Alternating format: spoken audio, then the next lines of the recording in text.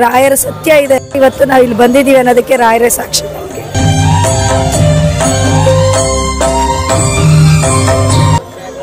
ಪೂಜ್ಯಾಯ ರಾಘವೇಂದ್ರಾಯ ಸತ್ಯಧರ್ಮರಥಾಯ ಚ ಭಜತಾಂ ಕಲ್ಪವೃಕ್ಷಾಯ ನಮತಾಂ ಕಾಮಧೇನುವೆ. ತಂದೆ ನಮಸ್ಕಾರ.